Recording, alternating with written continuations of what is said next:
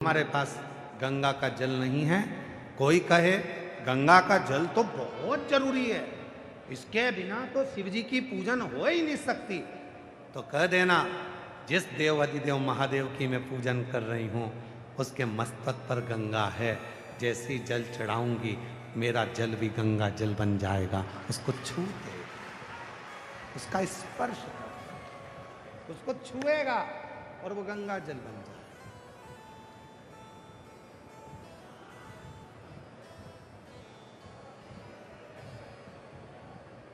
भविष्य पुराण में लिखा है चरण किसके छूना चाहिए। भविष्य पुराण में लिखा है कि चरण किसके छूना चाहिए कलिकाल में। तो भविष्य पुराण में लिखा कि चरण उसके छूना जिसके आचरण अच्छे हों, और जिसके आचरण अच्छे ना हो वो कितनी भी ऊंची गादी पर क्यों ना बैठा, उसके चरण छूने की जरूरत नहीं है। फिर अपने माता पिता और अपने पति के चरण छू। आचरण की श्रेष्ठता है तो चरण भी छू। चरण छूने का मतलब मालूम है आप लोगों को?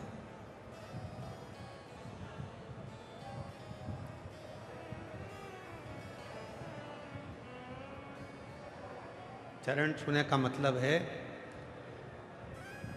जिसके भी हम चरण छू रहे हैं, वैसे तो आप लोगों से निवेदन है हमेशा याद रखो केवल घर के बुजुर्गों के, माता पिता के और अपने पति के, अपने पति के चरण छू लिया।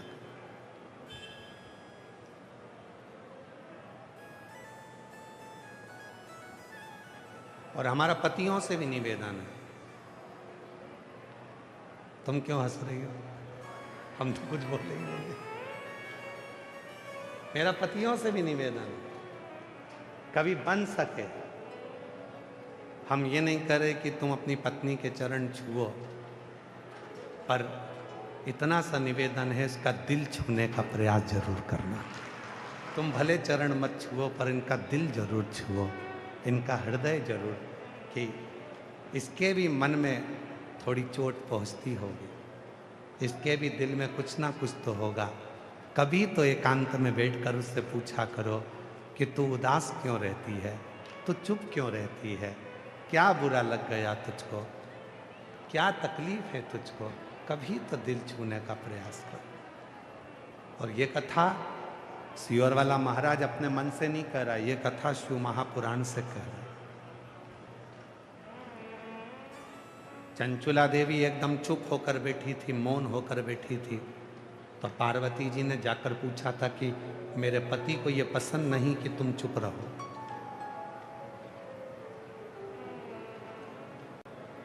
ये मेरे पति को पसंद नहीं। महाराज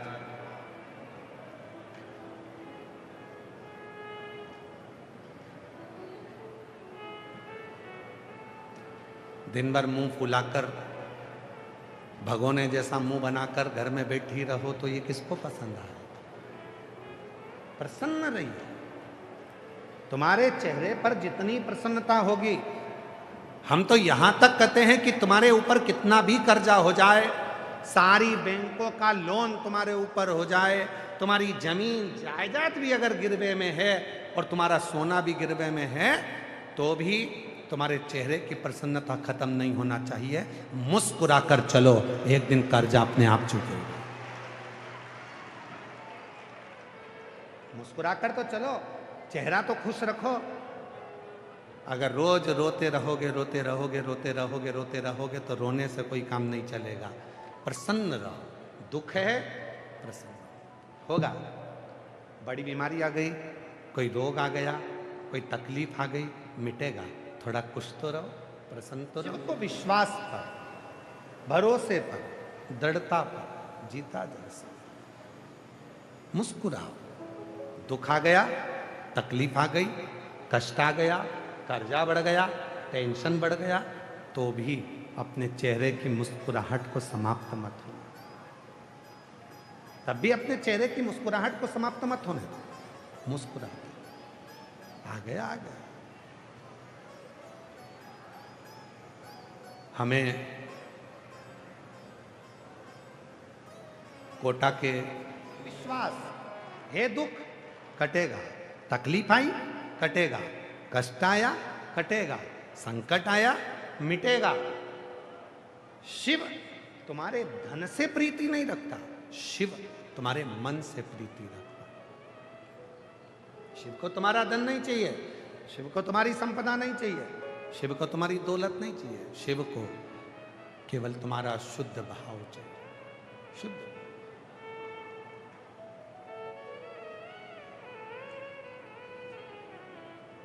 संपदा से शिव कभी प्रसन्न नहीं होने वाले। जो लड़के लड़कियां कहते हैं कि मैं सीए की पढ़ाई कर रही हूं और मेरा क्लियर नहीं हो रहा, जो बच्चे कहते हैं मेरी सरकारी जॉब नहीं लग रही, जो बच्चे कहते हैं मेरी नौकरी नहीं लग रही, उनको हम कहते हैं कि एक बार शिव महापुराण की कथा पर भरोसा कर कर मेहनत को 4 गुना करो, परिश्रम 4 गुना करो, 10 जगह का एग्जाम दो और अपनी पढ़ाई को बढ़ाओ। और जब एग्जाम देने जाओ तो बेलपत्री की बीच वाली पत्ती पर शहद लगाकर फिर जाओ और बाबा को साथ विचार कर कर जाना, बाबा सब सफलता क्यों नहीं देगा। प्रार्थना तो करो, उससे निवेदन तो करो, उससे विनती तो करो। हम विश्वास को दृढ़ बनाकर जाए, भरोसे को दृढ़ बनाकर जाए, हम फिर निवेदन करेंगे।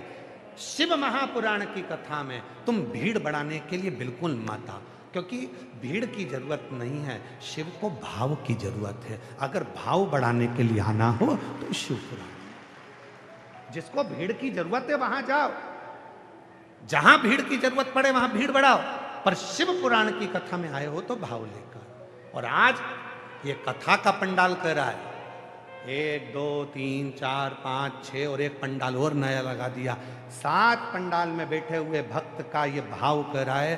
42 डिग्री टेम्परेचर है आज का भीलवाड़ा का, और आपकी भीड़ बता रही है कि शिव के प्रति आपका भाव कितना है। आप सबके घर में पंखे लगे हैं, आप सबके घर में कूलर लगे हैं, आप सबके घर में एसी लगे हैं, आप सबके घर में ठंडाई है, आप सबके घर में सोफे लगे हैं, आप सबके घर में पलंग लगे हैं, आप सबके घर में टीवियां हैं, आप सबके घर में सारी सुविधा है। चाहते तो घर में रहकर तुम टीवी के सामने बैठकर, एसी में बैठकर, कूलर में बैठकर, पंखे में बैठकर कथा सुनते रहते, पर तुम्हें मालूम है कि मेरे बाप के पास जाऊंगी तो मेरा बाप बिना दिए भेजेगा नहीं, इसलिए 42 डिग्री टेम्परेचर में भी तुम शिव के पास है।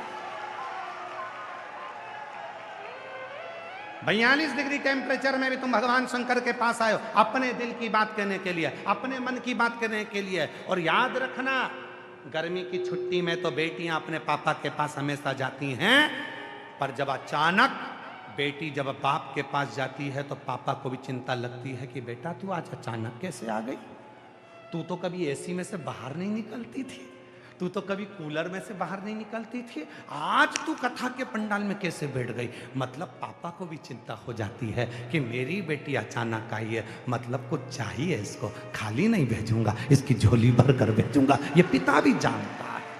छुट्टी में आती तो चल जाता, हर बेटी छुट्टी में आती है, गर्मी की छुट्टी में हर बेटी आती है, पर अचानक अगर बेटी आ जाए तो बाप को भी सोचना पड़ता है कि मेरी बेटी को कुछ तकलीफ आई है, कुछ कहने आई है, कुछ बोलने आई है, कुछ कह। शिव शिव है, शंकर शंकर है। एक भक्ति, विश्वास, दृढ़ भरोसा, ना सोना चाहिए ना चांदी चाहिए, उसको केवल तुम्हारा विश्वास चाहिए। एक कथा आती है शिव महापुराण की, बड़ी सुंदर कथा है, पर्वत मुनि की। नारद जी के भांजे, देवऋषि नारद के एक भांजे थे जिनका नाम था पर्वत मुनि। सारे देवताओं का दर्शन करने जाते थे और सारे देवताओं का दर्शन पर्वत मुनि को होता था, पर शिव का दर्शन आज तक पर्वत मुनि को नहीं हुआ। जितने देवताओं का दर्शन करने के लिए पर्वत मुनि जाते थे सबका दर्शन होता था, पर शंकर का दर्शन पर्वत मुनि को कभी नहीं हुआ, कभी।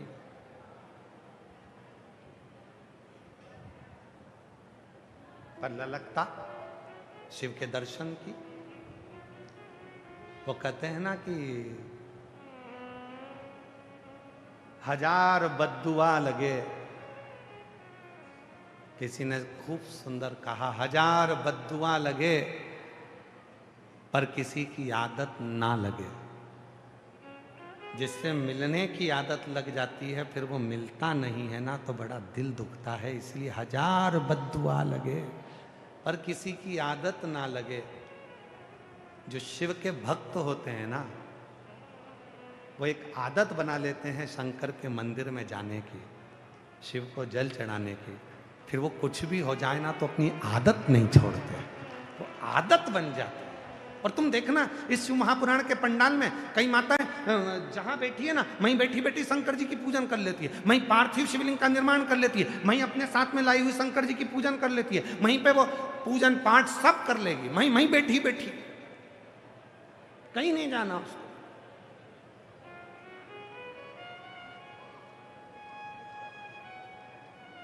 और कई कई तो शिव पुराण में 7 दिन में इतनी बेस्ट फ्रेंड बन जाती हैं कि इनको इनके घर के लोग अच्छे नहीं लगते जितनी पड़ोसन अच्छी लगने लगती है।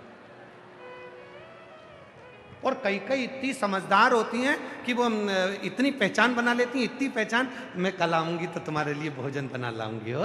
तो उसने भी कह दिया तुम चिंता मत करो, 1:30 बजे भी आओगी ना, मैं तुम्हारी जगह रखूंगी यहीं हो, आ जाना। इसी बाजू में अब 1:30 बजे आई, टिफिन लाई, बाजू वाली को खिलाई और बड़े प्रेम से दोनों ने बैठ के कथा सुनी और फिर जाने लगी। तो कल कितनी बजे आएगी?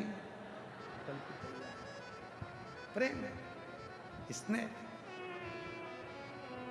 जब तक शिव कृपा ना करे, जब तक मेरे उघड़दानी की, भगवान शंकर की करुणा दया कृपा ना हो, तब तक शिव का दर्शन हो ही नहीं सकता।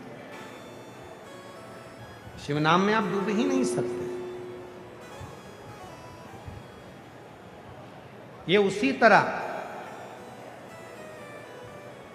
जैसे चंचुला देवी ने भगवान तुमरुका जी से प्रश्न करा कि मैंने गुरु मंत्र नहीं लिया,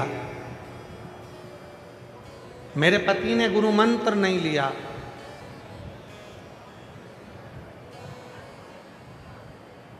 क्या हमारी मुक्ति हो सकती है? चंचुला देवी के शब्द सुनकर तुमरुका जी ने कहा, गुरु मंत्र से ज्यादा जरूरी है गुरु मत। क्या जरूरी है? जम के बोलो, गुरु मत, गुरु के विचार, गुरु की बातें। दुनिया के ऐसे कई लोग हैं, गुरु मंत्र तो ले लिया, गुरु मंत्र लेकर रख भी लिया और मालूम पड़ा गुरु के विचारों को, गुरु की वाणी को, गुरु के शब्दों को अपनी जिंदगी में नहीं उतार पाए, तो फिर गुरु मंत्र का मतलब क्या? फिर गुरु मंत्र का क्या मतलब? अब आपने गुरु मंत्र तो ले लिया पर गुरु मत ही नहीं हुए। और शिव महापुराण क्या कहती है? तुमरुका जी ने चंचुला देवी को कहा, आपने जब आपका पति प्रेत योनि में पड़ा, आपका पति जब प्रेत योनि में चले गया, तब आपने काशी में शिव महापुराण की कथा को श्रवण करा और किसी वक्ता के मुख से उसकी बातों को अपने अंदर उतार लिया, मतलब उसके मत अपने भीतर उतार लिए, उसके विचार अपने भीतर उतार लिए, और वो मत इतने काम कर गए कि तुम्हारे प्राण छूटे और तुम पार्वती जी की सहेली बन गई। तुम माता पार्वती की सहेली बन गई। वो इतने काम कर गए।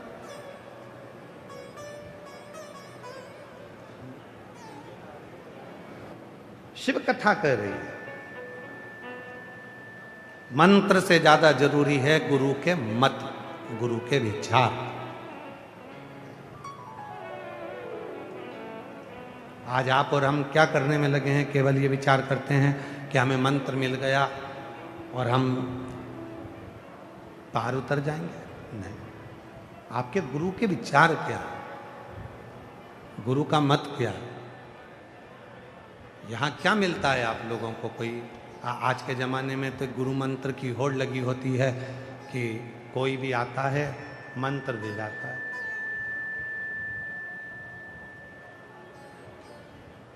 पहले से ही तैयारी रहती है कि आएंगे महाराज और गुरु मंत्र देकर जाएंगे।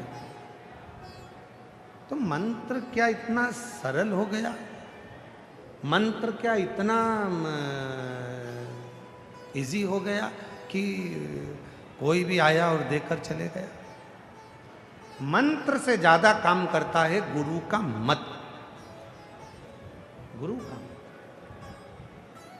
इसलिए शिव महापुराण की कथा आपको यहां पर गुरु मंत्र देने के लिए नहीं आई है। शिव महापुराण की कथा शिव के मत को देने के लिए आई है कि आप शिव को कैसे भजें, किस तरह से जल चढ़ाएं, शंकर को कैसे बेलपत्र चढ़ाएं, शंकर का कैसे गुणगान करें। और शिव जी के विचारों को अगर आप जान गए, शिव पुराण की भक्ति को आप जान गए, तो फिर शिव आपको भव पार कर देगा और संसार सागर से भी उबार देगा। ये मंत्र मूल नहीं।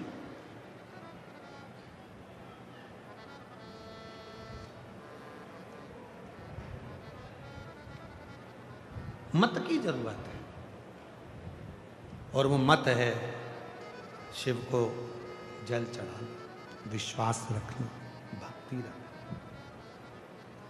आगे आप कथा में पर्वत मुनि की कथा सुनेंगे, तो पर्वत मुनि की कथा में आप पर्वत मुनि के विचारों को, पर्वत मुनि के भाव को, पर्वत मुनि के विचारों को आप श्रवण करें।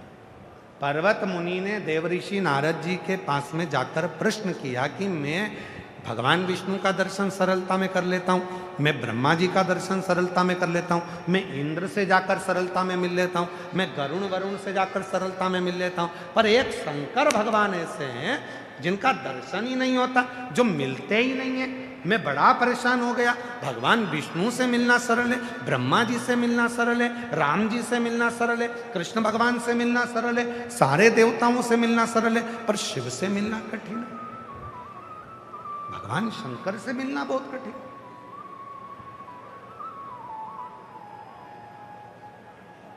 लेना बड़ा जरूरी है। भगवान शंकर से मिलन कैसे हो जाए? एक बार दर्शन हो जाए, एक बार मैं उससे मिल लूं, एक बार उसके सामने पहुंच जाऊं, एक बार उसका दर्शन कर लूं, उससे मिलूं तो, एक बार मिलूं तो, एक बार मिलूं। महाराज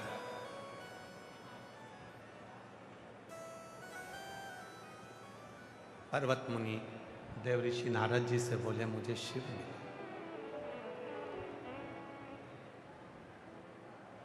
तीन 3000 वर्ष पर्वत मुनि को शंकर जी को ढूंढते ढूंढते हो गए, पर शिव का दर्शन नहीं।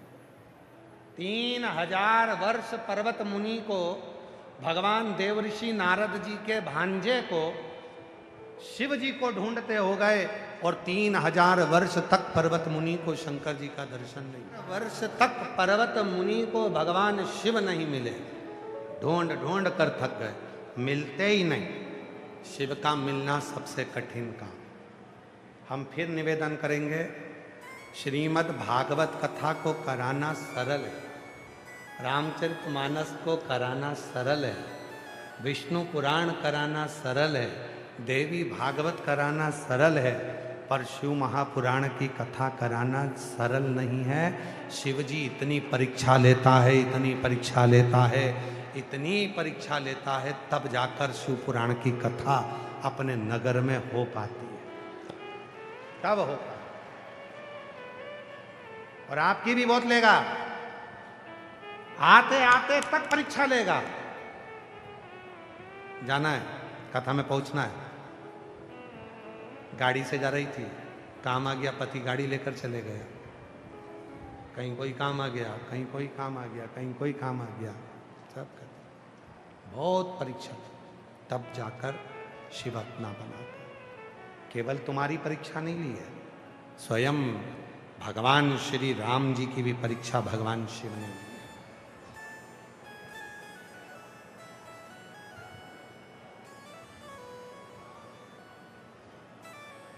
स्वयं भगवान कृष्ण की परीक्षा भी भगवान शिव ने ली। भागवत में लिखा, रामचरितमानस में लिखा, शिव जी का अवतार दुर्वासा, शंकर जी का अवतार, जिस समय पर राम जी की परीक्षा लेने के लिए भगवान दुर्वासा जी गए, राजपाट चल रहा था और दुर्वासा जी ने जाकर कहा कि मुझे आपसे बात